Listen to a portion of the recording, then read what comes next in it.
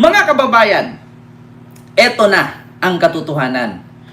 Confirm, nireject po ng ICC, pre-trial chamber, ang interim release ni Duterte. Mga kababayan, ito po.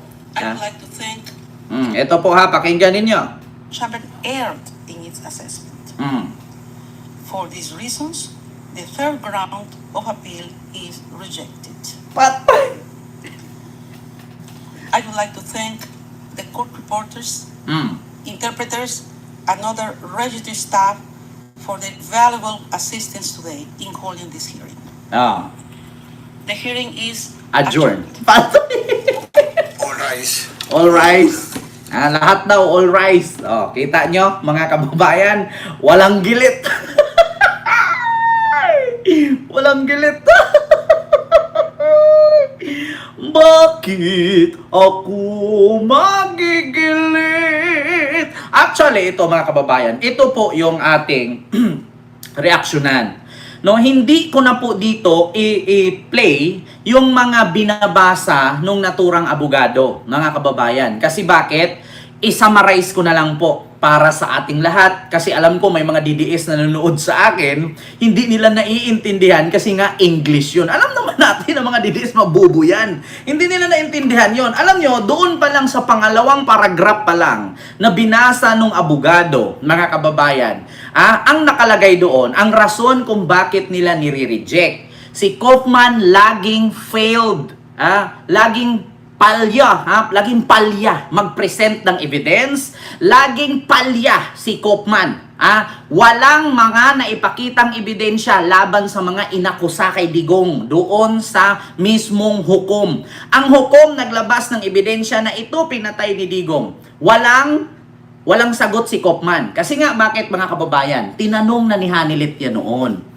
Ano ang isasagot mo sa isang tao na ever since hindi mo naman kilala? Hindi ka ba pupunta ng Pilipinas mag-gather ng information para may isagot ka dyan? Wala daw si Kaufman sagot kay Hanilit. No? Sinabi ni Hanilit yan.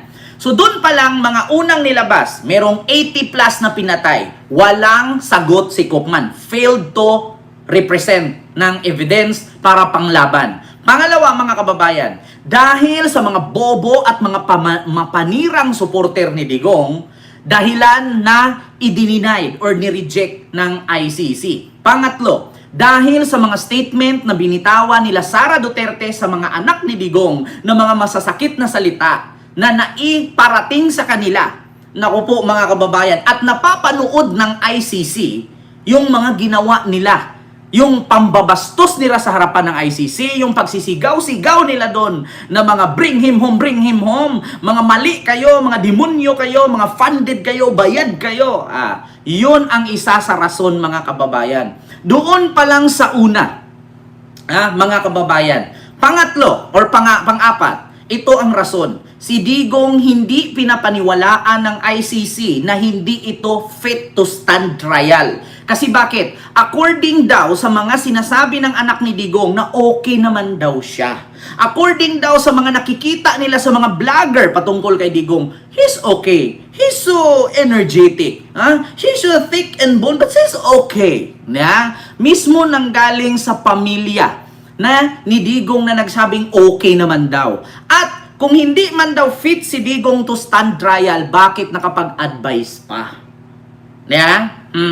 Yun po yun mga kababayan, ang mga rason. At pangalawa, dahil sa mga statement ni Sara. At dahil sa mga sinasabi kasi nilang kinidnap, diba? Yan yung rason, mga kababayan. At ito pa, panglima. Si Digong daw kahit nakakulong, grabe ang kanyang pagiging ma-impluwensya. Biruin nyo, ginawa ng 15 na senador.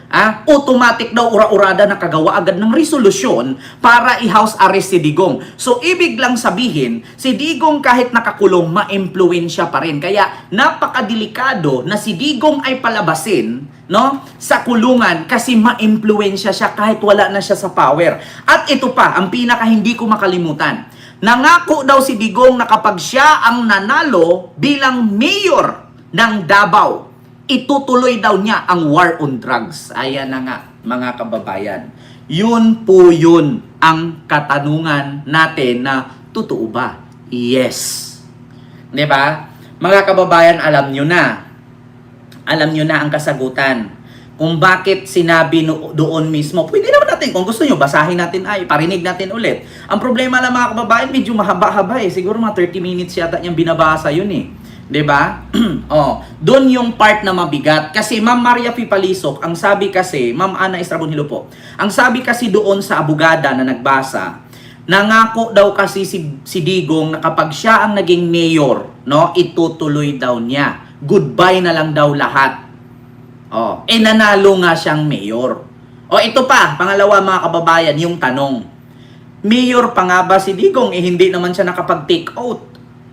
So wala nang saysay yung pagiging mayor ni Digong. So ang magiging mayor ngayon, kasalukuyan, ay yung anak niyang si Baste.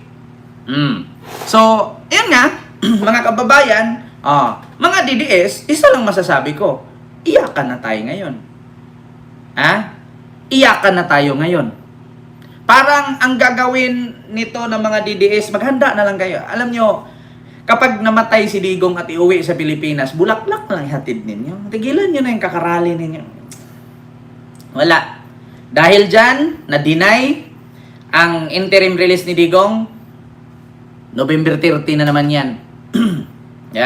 November 30 na naman yan. Doon, ito, mga kababayan. Nako, sabi ko sa inyo mga kababayan, huwag mong subukan, maaaresto ka. Nako, gusto kong klaruhin mga kababayan. Ulitin po natin. Sa mga hindi po nakakaalam at sa mga bagong dating pa lang, mga kababayan, ang interim release ni Digong is... I would like to thank ito po mga kababayan. in relation to that the Pretorial Chamber erred in its assessment. For these reasons, the third ground of appeal is rejected. Ayan. I would like to thank the court reporters, interpreters, and other registry staff for their valuable assistance today in holding this hearing. The hearing is adjourned. Patay. So yun po yun, mga kababayan. Klarong-klaro, rejected. 3 times rejected. Mga DDS, isa lang masasabi ko sa inyo. Bakit ako mahihiya?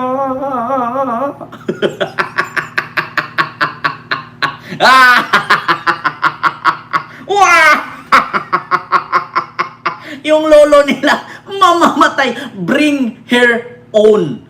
Bring him own. Bring his own. Yan dapat yun. Ulitin ko mga kababayan.